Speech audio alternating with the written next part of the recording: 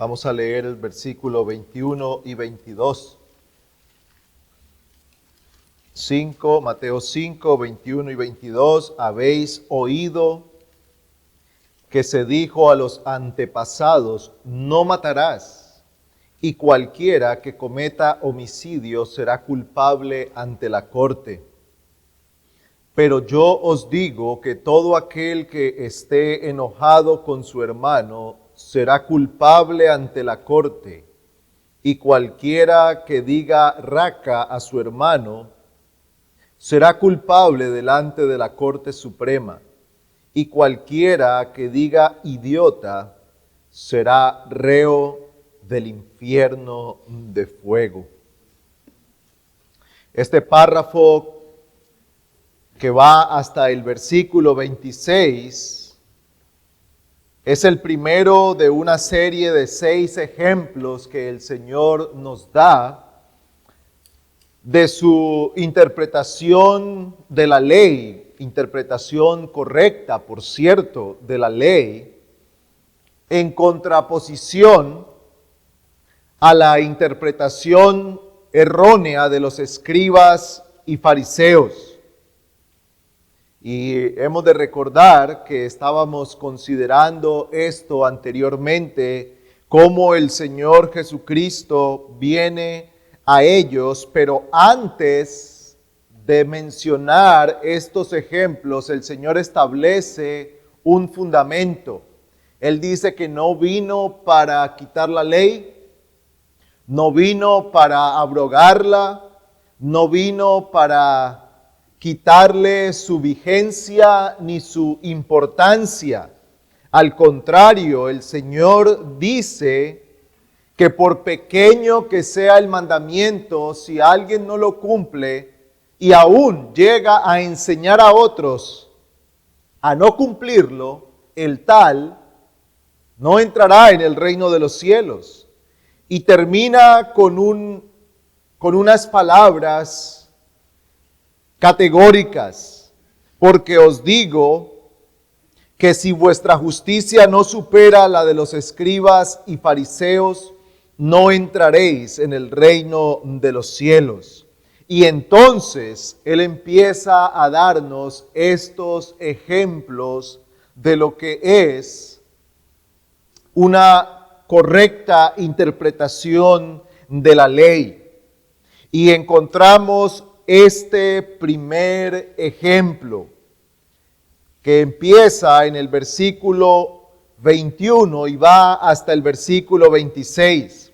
Los escribas eran culpables de restringir el significado e incluso las exigencias de la ley, y aquí tenemos una ilustración perfecta de ello. El Señor empieza diciendo: habéis oído que se dijo a los antepasados: no matarás, y cualquiera que cometa homicidio será culpable ante la corte. Ahora, alguien puede objetar con toda razón que las palabras no matarás hacen parte de los 10 mandamientos y que la amenaza de juicio también hace parte de la ley de Dios. Entonces, ¿dónde está el error? ¿Por qué el Señor corrige si ellos están diciendo algo que es correcto? Ellos están enseñando: no matarás, y cualquiera que cometa homicidio será culpable ante la corte. ¿Dónde está el error en esto? ¿Por qué el Señor considera que es necesario corregir? ¿Y por qué usa esta enseñanza de ellos como una ilustración de su desviación en la interpretación de la ley? ¿Dónde está el error? Los fariseos, al juntar estas dos instrucciones o estos 2 mandamientos: no matarás, y cualquiera que cometa homicidio será culpable ante la corte reducen el mandamiento solamente a asuntos de problemas legales. Ese es el mal cometido. Decíamos hace 8 días, nosotros no solamente debemos ocuparnos de la letra de la ley, sino del espíritu de la ley. Y ellos se fueron a la letra de la ley. No matarás, porque si matas a alguien vas a tener problemas judiciales. Eso es todo. No matarás, porque el gran problema de matar es que probablemente termines en la cárcel o ejecutado. Es una interpretación meramente humana, carnal y judicial. Y aunque es cierto que Dios había establecido que aquel que mataba a otro debía pagar con su propia vida, el espíritu de la ley va mucho más allá. Ellos redujeron aquella enseñanza a meros castigos civiles. No cometas homicidio porque te vas a meter en problemas judiciales. Ten cuidado, no vayas a matar a otro. Fíjate que eso te puede llevar a la cárcel o aún a una ejecución. No debes matar porque si lo haces, corres el peligro que el magistrado civil te condene. Esa era la interpretación. Ahora, ¿cuál es el problema de esta interpretación? Pues en primer lugar, que saca del camino el espíritu de la ley. Quita de en medio lo que está allí contenido en el mandamiento no matarás, que es el procurar el bien, el preservar la vida, el mantener la vida de otros y aún la vida propia. Pero en segundo lugar, otro gran mal que se comete con esta interpretación es que se saca a Dios de en medio.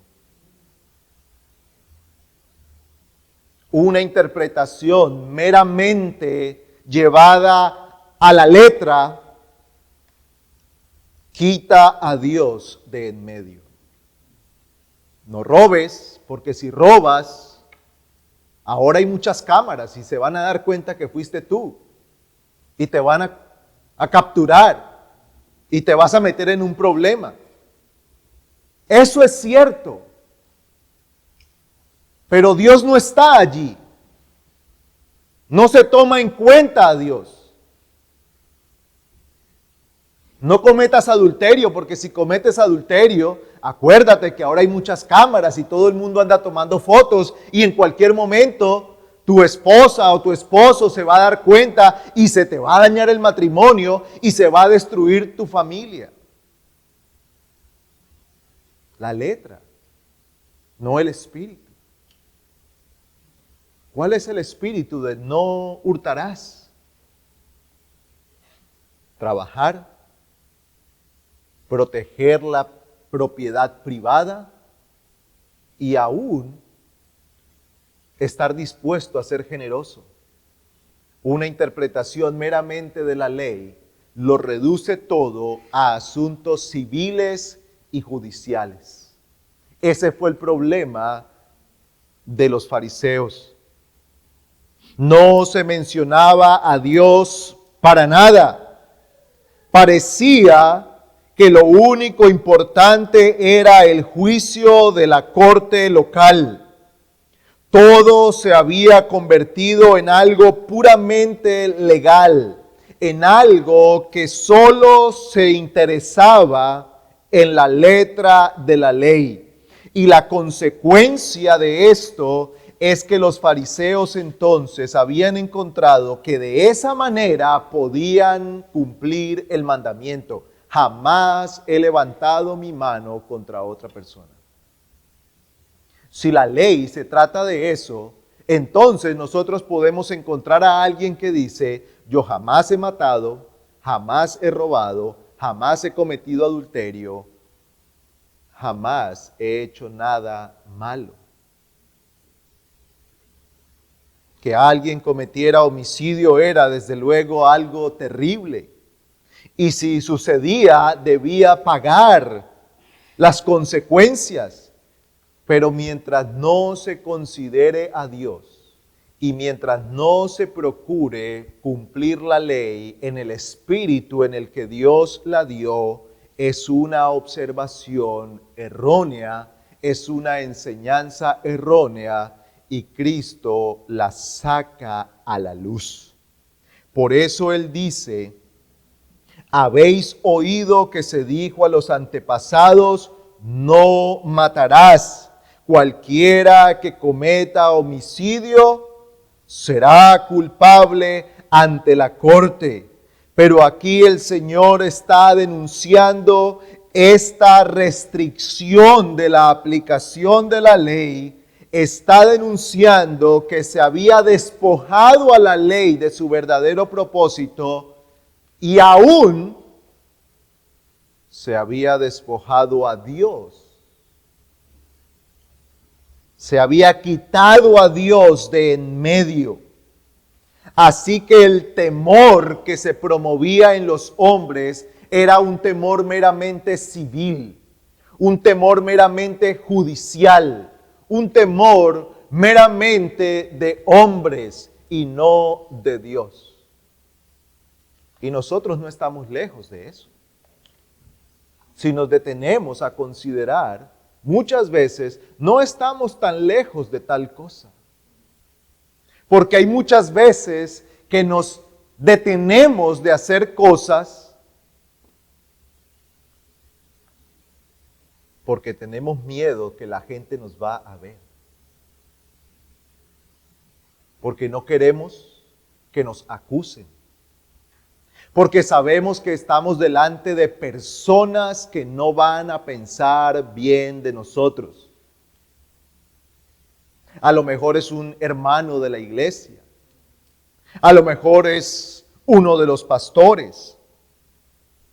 O es uno de los padres.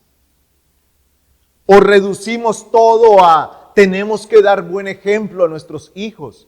Y todo eso es correcto. Y todas esas son motivaciones buenas en cierta medida, pero si no estamos considerando a Dios en esa ecuación, nos hemos acercado a los escribas y fariseos. ¿Por qué no quiero decir malas palabras? Porque aquí está el hermano fulano que me va a escuchar. ¿Por qué no quiero hacer esto o aquello? Porque tal vez un hermano se lo dice al pastor y el pastor me va a reprender. Meramente civil, meramente humano. Ese fue el problema de ellos y nosotros no estamos lejos de tal mal. Así que el Señor corrige esto y dice en el versículo 22, pero yo os digo, y como decíamos, el Señor tiene autoridad. Él es Dios hombre. Él tiene la autoridad para mostrarnos el bien y la verdad y está sacando a la luz los errores que aquellos hombres estaban cometiendo y entonces nos lleva a una consideración correcta de este mandamiento. Así que podemos tomar algunos principios de lo que el Señor dice aquí. Y en primer lugar, el primer principio, ya mencionamos algo de esto el domingo pasado, pero lo traigo nuevamente. El primer principio es que no importa solamente la acción, sino también la motivación, lo que hay en el corazón. No solamente importa la acción, no solamente nos debemos enfocar en que la acción sea correcta, sino lo que está ocurriendo en el corazón. La ley dice no matarás, Pero el Señor dice que esto no solo significa que no cometas homicidio. Interpretar la ley así es una forma superficial, humana y civil. Este mandamiento no solo incluye los actos físicos, sino incluye todo aquello que pueda llegar a ser un ataque contra el prójimo. Por eso Él dice, no matarás. Sí, pero yo os digo que cualquiera que se enoje contra su hermano será culpable de juicio. Y entonces allí comenzamos a ver algo del verdadero contenido espiritual de esta ley. Vemos que el Señor está llevándonos a tratar con nuestro corazón. Él no solamente nos está diciendo que tomar un arma o algún objeto contundente que pueda causar daño y eventualmente la muerte a alguien es un problema o es un pecado intentar quitarle la vida a otra persona, sino que todo aquello que mora en el corazón y que atenta contra el prójimo es una forma de quebrantar este mandamiento. Por eso Él dice cualquiera que se enoja contra su hermano. Si nosotros interpretamos el mandamiento como no cometerás homicidio o no le quitarás la vida a otro, creo yo que la mayoría o todos aquí podemos decir, estoy limpio. Pero cuando el Señor lleva la espada a nuestros corazones y dice, y todo aquel que se enoja contra su hermano también es culpable de este pecado, entonces todos nosotros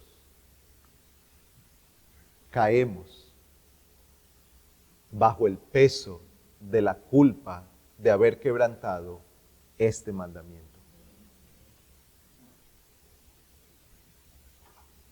No solamente quitar la vida, enojarse, permitir que en el corazón crezcan sentimientos malos contra alguien, malos deseos contra alguien, aquella pasión que hierve dentro del corazón, que nos lleva a desear el mal, que nos lleva a pensar mal, que nos lleva a maquinar mal, Dios lo ve como un pecado porque es el quebrantamiento de esta ley. Y eso está desde el principio. Uno de los primeros episodios que se nos narra a nosotros en la Biblia, en la historia bíblica, es Caín y Abel. Y Génesis capítulo 4 nos habla a nosotros de lo que ocurrió allí. Génesis capítulo 4, el versículo 5 dice, pero a Caín y su ofrenda no miró con agrado. Dios no miró con agrado la ofrenda de Caín. Y Caín se enojó mucho y su semblante se demudó. Entonces el Señor dijo a Caín, ¿por qué estás enojado? ¿Y por qué se ha demudado tu semblante? Si haces bien, ¿no serás aceptado? Y si no haces bien, el pecado yace a la puerta y te codicia, pero tú debes dominarlo. ¿Qué ocurrió en Caín? Lo primero que ocurrió en Caín no fue que inmediatamente él se levantó y mató a su hermano. No, lo primero que ocurrió en Caín fue algo que pasó en su corazón. Algo que Dios vio en él. Algo por lo cual Dios lo llama para pedirle cuentas. ¿Por qué estás enojado? Parece que su enojo se podía ver en su cara, porque dice que su semblante se había demudado. Su cara estaba manifestando tal cosa, pero hasta ese momento él no había hecho nada. Después nosotros seguimos leyendo y vemos cómo él termina matando a su hermano. Pero hasta ese momento lo único que encontramos es a un hombre enojado. Y Dios no dice, bueno, esto es parte de la humanidad, así son los hombres. Dios no dice, bueno, pero ¿quién no se enoja? Bueno, eso no es nada mientras no haga algo peligroso que ponga en riesgo a otros. No pasa nada. No, el Señor trató con Caín. Lo llamó para preguntarle qué estaba pasando. ¿Por qué estás enojado? ¿Por qué se ha demudado tu semblante? Era algo que evidentemente Dios no estaba aprobando. Dios no está aprobando el enojo de Caín. Dios no está pasando por alto como algo menor, como un pecadillo, como un pequeño problema de carácter. Mire, es una excelente persona, lo único es que es un poco enojado. No. Dios va a Caín porque Dios ve el pecado de enojo como algo terrible. Porque es quebrantar el mandamiento de no matarás. Y podemos seguir leyendo diferentes pasajes de cómo la Biblia nos habla a nosotros acerca de esto. Cómo la Biblia, aún desde el Antiguo Testamento, incluye este contenido espiritual y cómo Dios no aprueba tal cosa. Miremos un momento Proverbios capítulo 26.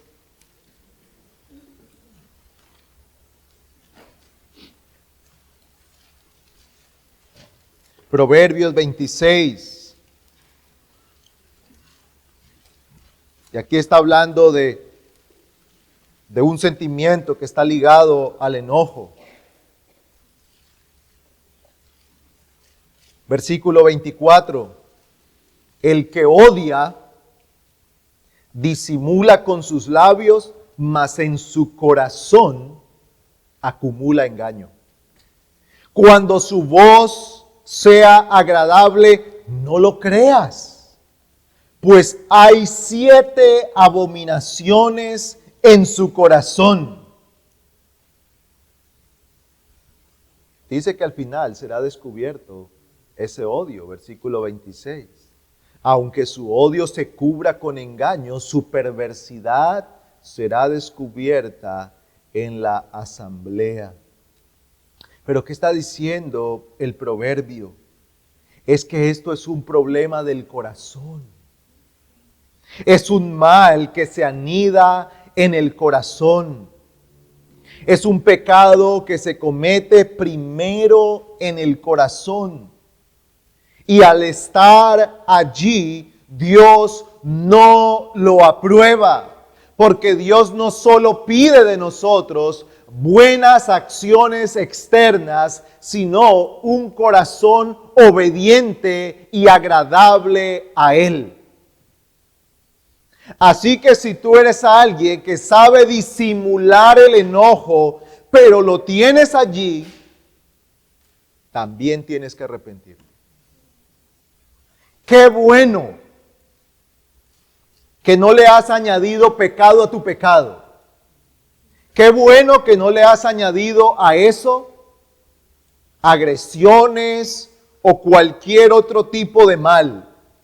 Pero el hecho de saber disimular el enojo, el odio, la amargura, el resentimiento, no significa que Dios no lo vea y que Dios no lo juzgue. Porque el espíritu de la ley es que no solamente de boca o de acciones externas debemos obedecer, sino que debemos hacerlo desde el corazón. Es una obediencia desde el corazón. El Nuevo Testamento nos habla a nosotros acerca de esto repetidas veces. Efesios capítulo 4.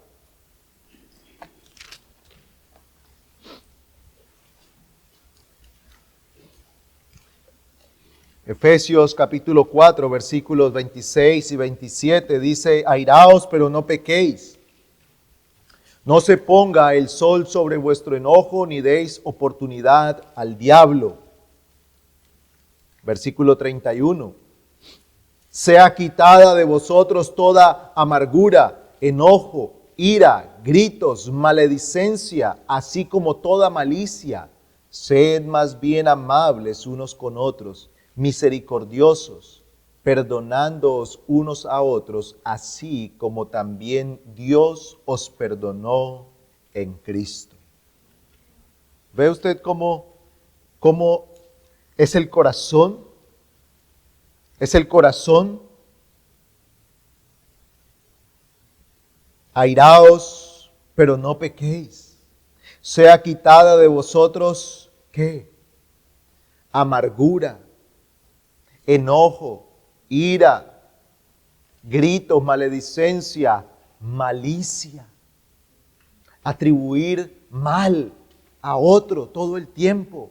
Todo lo interpreta mal. Un corazón que está lleno de esto siempre está interpretando mal la acción de otro. No dice, oh, eso pasó porque el hermano estaba de afán y por eso no me saludó. No, no me quiso saludar. Y me vio y me ignoró. Atribuir mal todo el tiempo a alguien. Lo hizo porque me quiere engañar. Lo hizo porque nos quiere mentir. Lo hizo porque está tratando de hacer aquello o está tratando de hacer lo otro. Atribuir siempre mal, siempre maldad a otro, es malicia. Sea quitada de vosotros, dice. Y todo esto está relacionado con un corazón que se llena de cosas malas en contra de otros. Mire que el Señor hasta aquí no ha mencionado ni un cuchillo, ni una pistola, ni un arma, ni una espada, ni un palo, nada. Asuntos del corazón. Asuntos del corazón. Hermanos, nosotros tenemos mucho que ver con la ley de Dios. Y la ley de Dios tiene que ver mucho con nosotros. No demos oído a los que dicen que la ley ya no aplica para nosotros. Si el Señor nos manda a vivir su ley en un nivel que solo los creyentes pueden vivir, porque ya no es solo lo externo, ahora se trata del corazón, del corazón. Pero en segundo lugar, el Señor nos enseña a considerar algo más, y es que no solamente no debemos enojarnos con otros, sino que no deberíamos nunca tratar de destruir el nombre o el buen nombre de otra persona. Dice, cualquiera que diga raca a su hermano será culpable ante la corte, y cualquiera que diga idiota será reo del infierno. Y estas palabras involucran todo aquello que nosotros podemos hacer para destruir el buen nombre y la reputación de otra persona, porque esa es otra manera de destruir a alguien. No solamente destruimos a una persona físicamente, también podemos destruir su nombre, su reputación, su buena fama, cuando participamos de chismes, comentarios. Cualquiera que diga raca, cualquiera que le diga a otro tonto, falto de entendimiento, sin intelecto, no tiene cabeza. Este es un tonto que no sabe ni entiende nada. Y todas esas expresiones que no son sino desprecio hacia otro, está manifestando un corazón que quiere destruir a aquel a quien se le dice o de quien se dice. Nosotros nunca decimos esto tratando de exaltar a otro. Jamás decimos, ese es un tonto, para querer decir que es una gran persona. Estamos tratando de causar un daño en su nombre, en su reputación. Y aquí nos dice que todas esas palabras, todas esas formas de hablar, raca, necio, torpe, idiota, palabras de desprestigio, todas aquellas que procuran la destrucción del buen nombre de una persona, la participación de comentarios en asuntos que no están comprobados o en asuntos que no nos compete dar a conocer de otros, están brotando de un corazón que no hace bien, sino que hace mal, porque destruye.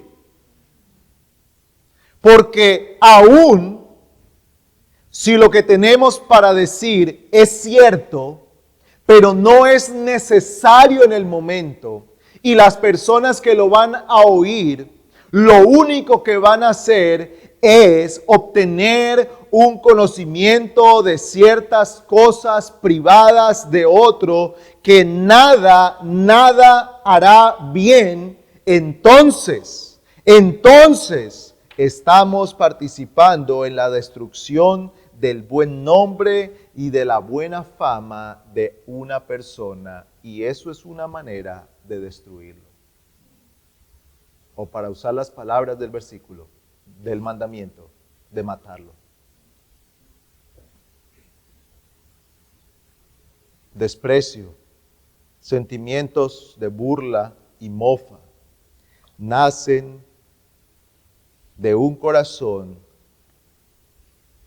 pecaminoso y en última instancia están buscando la destrucción de aquel a quien se le dice o de quien se dice. Son malos, no deben ser promovidos ni deben ser cultivados en el corazón. No debemos cultivar ningún sentimiento malo contra otro que nos lleve después a tratar de destruir el buen nombre de esa persona con comentarios, con chismes, con historias reales o inventadas que no sean apropiadas para el momento y la circunstancia. Hay situaciones en las que tendremos que decir lo que sabemos, porque es necesario hacerlo. Pero hay situaciones en las que decir lo que sabemos solamente será una manera de exponer a otro, de publicar las vergüenzas de otro para hacerlo quedar mal, para causarle daño, para que la gente se ponga en contra de esa persona. Hay situaciones que tenemos que decirlas, pero hay momentos en los que lo más sabio es callar, porque no nos corresponde a nosotros comunicar aquella situación. Y el Señor Jesucristo nos ha llevado entonces a pensar en el enojo, nos ha llevado a pensar en aquellas formas en las que nosotros podemos destruir a otros sin levantar la mano y sin disparar ni una bala contra esa persona. Pero podemos destruir su buen nombre y su reputación. Podemos expresar mala voluntad y malicia hacia otros y esto es equivalente a querer destruirle.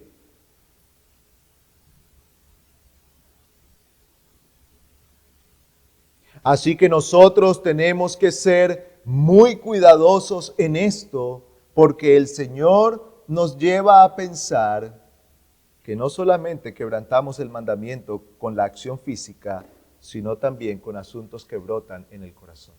Ahora, ¿a dónde nos está llevando el Señor a esto? Con esto. A que guardemos y mantengamos limpio nuestro corazón. Ese es el punto. Ese es el punto.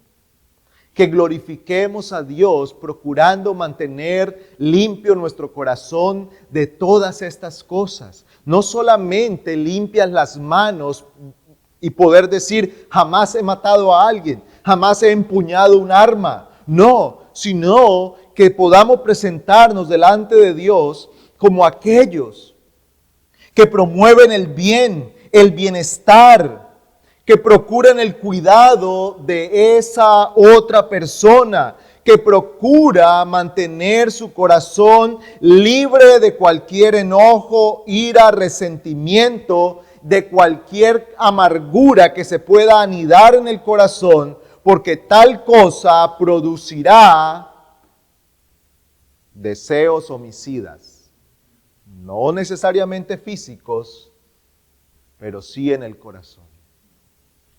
Y entonces encontramos personas que dicen, yo lo odio. Yo no voy a hacer nada, no me voy a manchar las manos, pero lo odio. Y espero que le vaya mal en la vida. Es que no lo puedo ni ver. A esa persona yo espero que todo el juicio de Dios caiga sobre él. Yo no me voy a manchar las manos, pero yo espero verlo arder en el infierno. Eso puede ocurrir en el corazón, sin que las manos se manchen de sangre. Y el Señor dice que nosotros debemos tener cuidado de tal cosa, que debemos guardar nuestro corazón. El tercer principio que podemos tomar de aquí es que el Señor nos dice que la gravedad de este pecado es tal que nos expone a la condenación eterna.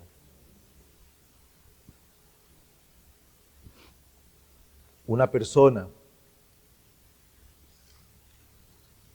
que es un homicida en el corazón, evidentemente no es un creyente. Eso nos está diciendo el Señor. Quien es un homicida en el corazón no es un creyente. Eso no quiere decir que no hay momentos en los que nosotros podemos, por nuestra debilidad, por nuestro pecado remanente, caer en una situación de enojo, por un momento caer en la tentación de la amargura, del resentimiento, pero el Señor nos conduce al arrepentimiento y de eso habla la segunda sección de este pasaje que no trataremos hoy. Pero de esto habla allí cuando Él dice que si estás presentando tu ofrenda y te acuerdas que tu hermano tiene algo contra ti, ve y reconcíliate primero. Porque esto estorba la relación con Dios. Porque estorba la comunión con Dios. Y luego el apóstol Juan dice, ¿cómo tú puedes decir que amas a Dios y aborreces a tu hermano?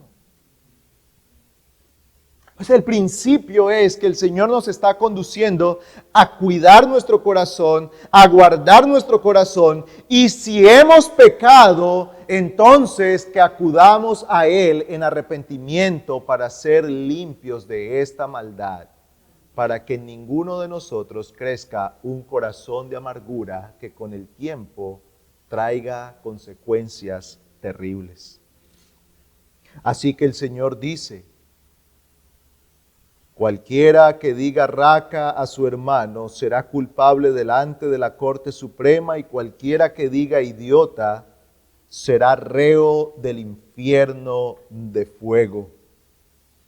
Tan grave es este pecado, tan serio, tan seriamente lo toma el Señor, que Él dice que quien lo comete se hace digno de muerte. No solamente muerte física, muerte en el infierno. Yo no estoy diciendo que el creyente va a perder la salvación, pero quien vive con un corazón así debería considerar seriamente si es un creyente o no. Quien está gobernado por un corazón asesino, y yo sé que eso suena terrible, y no queremos que se nos diga eso así, pero es lo que está diciendo el Señor. Quien tiene un corazón asesino, porque con su enojo está asesinando a la gente, con su ira la está asesinando, con sus difamaciones las está matando todo el tiempo, con el chisme los está destruyendo,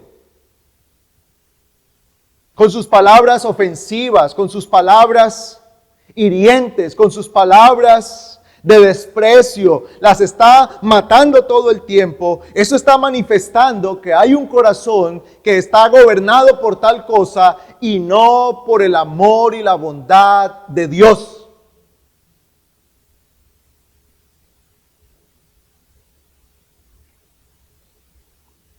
El Señor nos manda a cuidar el corazón.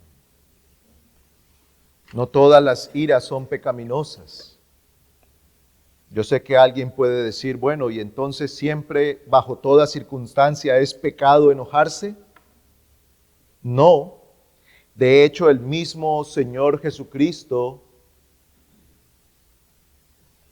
nos muestra algunos episodios en los que estaba airado. Por ejemplo, nosotros leemos el episodio del templo cuando toma ese látigo y echa fuera a todos, o vemos su interacción con los fariseos en Mateo capítulo 23 y el Señor les está diciendo cosas terribles: ciegos, hipócritas, víboras, sepulcros blanqueados, insensatos, tardos de corazón. Son expresiones muy fuertes, pero son las expresiones del santo Dios, de un juicio perfecto, de una ira perfecta, de aquel en quien no se halló pecado. El Señor no hizo un juicio inadecuado de estas personas, ni lanzó juicios que no fueran ciertos de estas personas. El Señor, como Mesías, trató con ellos diciendo todas estas cosas porque se oponían abiertamente contra la verdad. Y Él, en su justicia perfecta y en el conocimiento perfecto del corazón que tenía el Señor Jesucristo, podía hacer un juicio correcto, perfecto. Así que cuando el Señor dice estas cosas, cuando Él se indigna por el pecado, por la incredulidad, cuando el Señor se indigna por las injusticias, cuando el Señor se indigna por esa religión torcida que estaban ellos promoviendo, no es una ira pecaminosa, sino una ira santa, porque estaba ocupado de los asuntos celestiales. El problema de nuestra ira es que generalmente tiene que ver con nosotros, con mi ego herido, con mi yo tocado, porque no me están complaciendo, porque no se está haciendo lo que yo digo y lo que yo quiero. Y me enoja que la gente no viva a mi alrededor sirviendo a mis deseos. Generalmente nuestra justicia o nuestra ira no es correcta. Ese es el problema. Por eso el apóstol dice, airaos, pero no pequéis. Así que no toda la ira es pecaminosa. Pero el Señor está hablando aquí de ese enojo o de esa ira que brota de un corazón que quiere destruir, de un corazón egoísta que quiere ser alabado y servido y que cuando no lo tiene se enciende en furor para querer destruir al otro. Ahí está el problema. Y entonces recurre a cosas, sí. Alguno dice, yo no me voy a manchar las manos, pero le voy a desear mal. Yo no me voy a manchar las manos, pero me voy a encargar que la gente piense de ese otro lo peor. Y esa es una forma de asesinar. El Señor nos manda entonces a que examinemos nuestro corazón y a que nos despojemos de todo esto.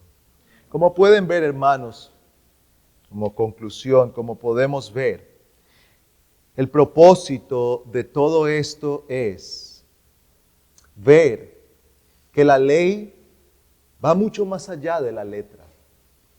Tiene que ver principalmente con el corazón.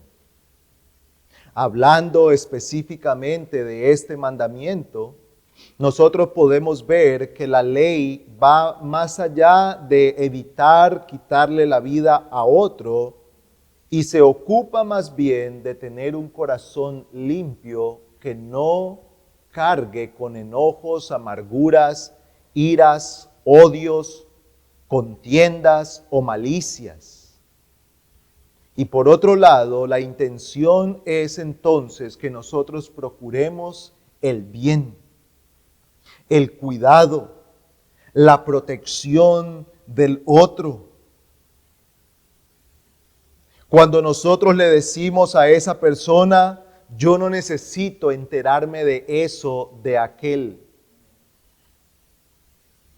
Yo no necesito y tú no deberías estar diciendo eso de aquella persona porque eso no hace bien a su nombre y su reputación. Yo no necesito participar de estas cosas y de estos comentarios.